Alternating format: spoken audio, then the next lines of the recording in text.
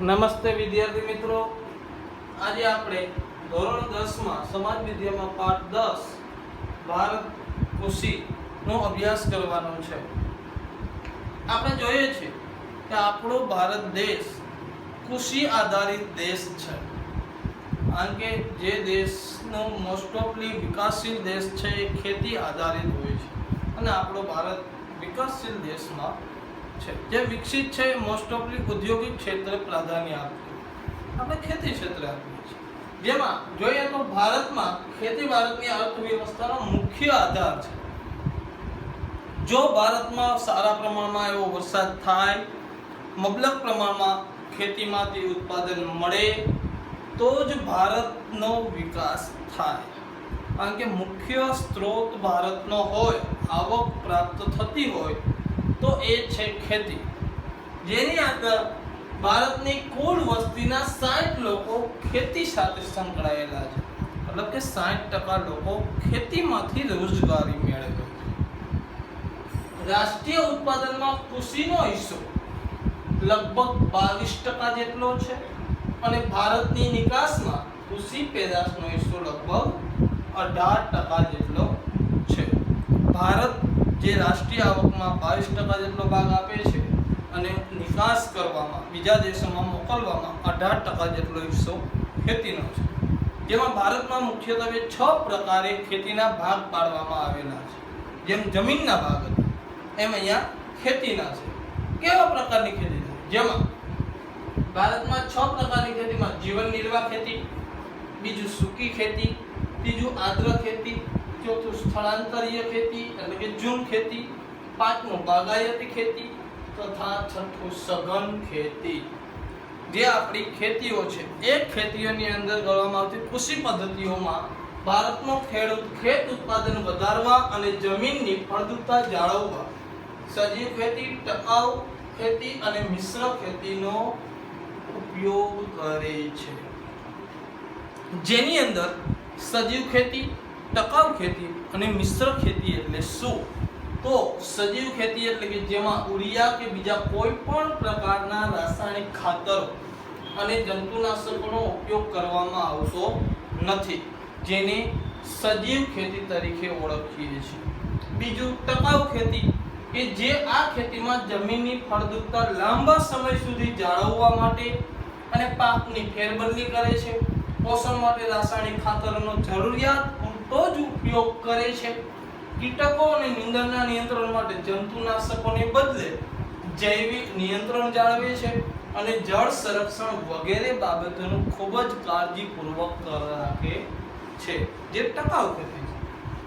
ત્રીજું મિશ્ર ખેતી, મતલબ કે નાના ખેડૂતો આવકની પૂર્તિ માટે ખેતી સાથે પશુપાલન, મરઘા બતકા ઉછેર, મત્સ્ય ઉછેર અથવા તો મધમાખી ઉછેર વગેરે જેવી પ્રવૃત્તિઓ કરે છે, જેને મિશ્ર ખેતી કહેવામાં આવે છે। કારણ કે ભારતમાં જોઈએ તો જમીનની સાથે સાથે ભારતમાં આબોહવામાં પણ વિવિધતા જોવા મળે છે, મતલબ કે ભારતની જમીન અને આબોહવામાં વિવિધતા હોવાથી ભારતમાં વૈવિધ્ય પ્રકારના પાક લેવાય છે, જેમાં 4 થી 5 પ્રકારો ભાગ પાડી દીધા।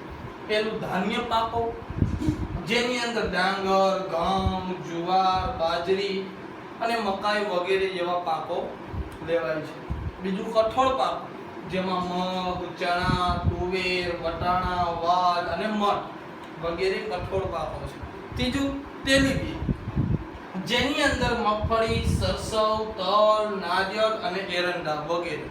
ચોથું છે પીણા, જે પીવામાં વાપરીએ છીએ, ચા, કોફી અને કોકો વગેરે। ચોથું રોકડિયા પાકો, જે રોકડમાં વેચી શકાય અને આવક લઈ શકાય, જેમાં કપાસ, શેરડી, શણ અને તમાકુ વગેરે। એ સિવાય ઉપરાંત ભારતની અંદર બીજા પ્રમાણમાં પાક લેવાય છે। ક્યાં?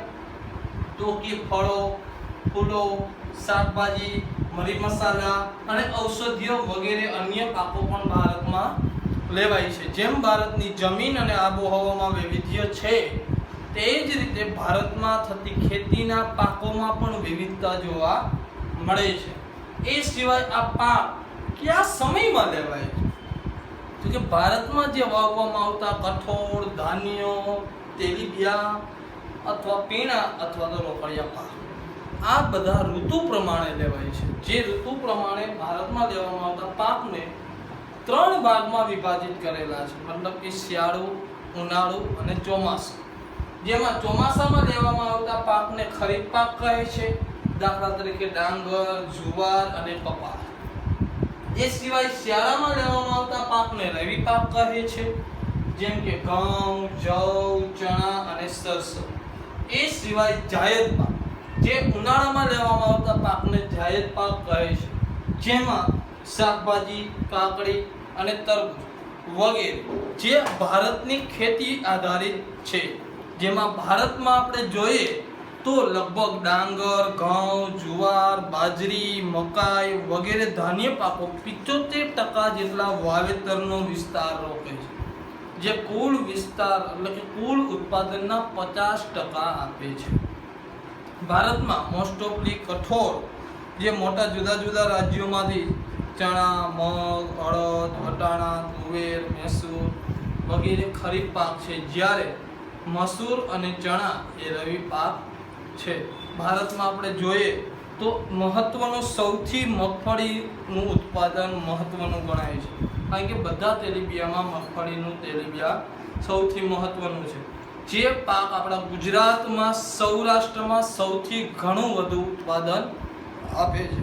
સરસવનો પાક છે ઉત્તર પ્રદેશ, રાજસ્થાન, હરિયાણા અને મધ્યપ્રદેશમાં થાય છે, જ્યારે નારિયેળનો પાક કેરળ, કર્ણાટક, તમિલનાડુ અને અંદામાન નિકોબારમાં સારા પ્રમાણમાં થાય છે.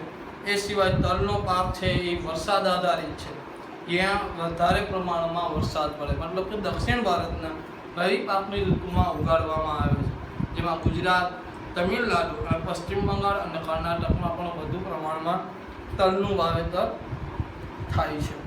એ સિવાય એરંડા એ ખરીફ પાક છે અથવા રવિ પાક પણ છે. વિશ્વના કુલ ઉત્પાદનમાં 64% હિસ્સો ભારત એરંડા ઉગાડે છે, જેમાં આંધ્રપ્રદેશ અને ગુજરાત તેમજ રાજસ્થાન છે એ વધુ પાક વાવે છે.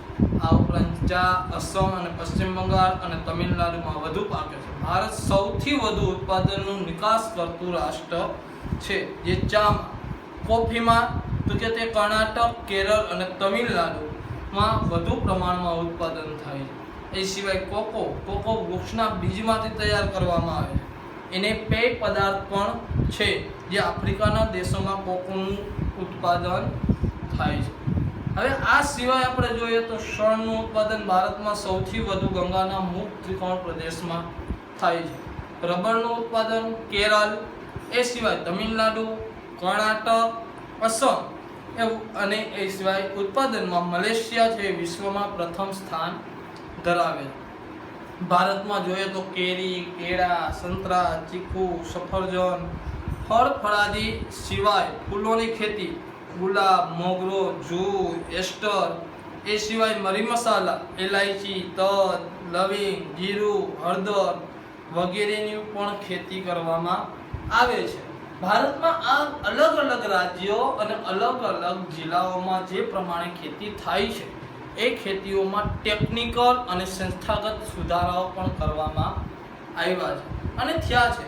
ટેકનિકલ સુધારાઓમાં આઝાદી પછી ભારતમાં કૃષિમાં ઘણો બધો સુધારો થયો, જેમ કે પંપ, પાણીના પંપ, ટ્રેક્ટર, ટ્રેલર, થ્રેશર જેવા યાંત્રિક સાધનો વાપરવા લાગ્યા. સિંચાઈની સગવડમાં ખેડૂતોને જોઈએ તે પ્રમાણે ઉપયોગ મળવા લાગ્યો. એ સિવાય સુધારેલા બિયારણો અને રાસાયણિક ખાતરો અને બાયો ફર્ટિલાઇઝર વાપરવા લાગ્યા. ભારતમાં ખેડૂતો છે કીટકોના નાશ માટે જંતુનાશક દવાનો ઉપયોગ કરવા લાગ્યા. આ રીતે એ સિવાય ખેતીના તાલીમ કેન્દ્રોની શરૂઆત કરવામાં આવી. આ બધા ટેકનિકલ સુધારાઓ છે. એ સિવાય સંસ્થાગત સુધારા, જેમાં સરકારે જમીન પ્રથા નાબૂદ કરી, એ ઉપરાંત માલિકોને જે ખેડે છે એને હક આપવામાં આવ્યો. જમીનની ટોચ મર્યાદા નક્કી કરવામાં આવી, જેમાં જમીનનું એકત્રીકરણ કાર્યક્રમ દ્વારા નાના ખેડૂતોને એ પ્રમાણે ધિરાણ આપવામાં આવ્યા. ખેડૂતોને મદદ કરવામાં આવી. સહકારી બેંકો, સહકારી મંડળીઓ, ખરીદ વેચાણો જેવી સિવાય ગોદામો, શીતગૃહો અને પરિવહનની સુવિધાઓ પણ પૂરી પાડવામાં આવી, જે સંસ્થાગત સુધારાઓમાં હતી, જેના કારણે આ બધી ક્રાંતિઓ સંસ્થાગત અને ટેકનિકલ સુધારાને કારણે ભારતમાં 1966માં અનાજ નિકાસમાંથી આપણે પ્રમાણમાં વધ્યું અને હરિયાળી ક્રાંતિ સર્જાવી. આપણા રાષ્ટ્રીય અર્થતંત્રમાં તેમનું યોગદાન જોઈએ તો ભારતના લોકો ખોરાક પૂરો પાડે છે, ખેતી, એ સિવાય 60% લોકોને રોજગારી પૂરી પાડે છે. આપણી રાષ્ટ્રીય આવકમાં 22% હિસ્સો કૃષિ ક્ષેત્રનો છે, એ સિવાય કૃષિ આધારિત ઉદ્યોગોને કાચો માલ પણ પૂરો પાડે છે. ચા, કોફી, શણ, તેજાના જેવા પાકોની નિકાસ કરીને આપણે વિદેશી હુંડિયામણ પણ પ્રાપ્ત થાય છે. એ સિવાય પરંતુ ઘણી વખત 60% લોકો ખેતી સાથે રોકાયેલા છે, સંકળાયેલા છે, તો વરસાદમાં ઘણી વખત અનિયમિતતાને કારણે પાક નિષ્ફળ જાય છે અને ઘણા બધા લોકો છે એ બેકાર બને છે, મતલબ કે લોકોને રોજગારી મળી શકતી નથી. અનાજ સંરક્ષણ માટે હરિયાળી ક્રાંતિ દેશના અનાજના ઉત્પાદનમાં ઈસવીસન 2013 થી 14માં 265.04 કરોડ ટન થયું અને સ્વાવલંબન ક્ષેત્રે સારી સ્થિતિ આપણી ઊભી થઈ. એ અરસામાં દેશની વસ્તી 36 કરોડથી વધીને 125 કરોડ સુધીની થઈ ગઈ હતી. એટલે કે દુષ્કાળનો સામનો કરવા અનાજનું ભંડોળ પણ વધારવાની આપણી ખાસ જરૂરિયાત હતી. અને વૈશ્વિકીકરણ ક્ષેત્રની અસરોમાં ભારત સરકારે ખેતી ક્ષેત્રે વૈશ્વિકીકરણની નીતિ અપનાવી હોવાથી ખેત પેદાશોની આયાત નિકાસ માટેની પ્રક્રિયા સરળ બની, જેને કારણે વિશ્વમાં બજારમાં આપણે ઉચ્ચ ગુણવત્તાવાળી કૃષિ પેદાશોની પેટર્ન મેળવી લેવી હિતાવહ બન્યું, જેથી ભારતને મોટી માનવ શક્તિ, ટેકનોલોજી, આધુનિક સાધનોની મદદથી કૃષિ ક્ષેત્રે વિકસિત દેશોની હરીફાઈમાં આપણે ટકી શકીએ અને ભારત છે એ સ્વાવલંબન બન્યું. અહીંયા આપણે આ પાઠ પૂર્ણ કરીશું.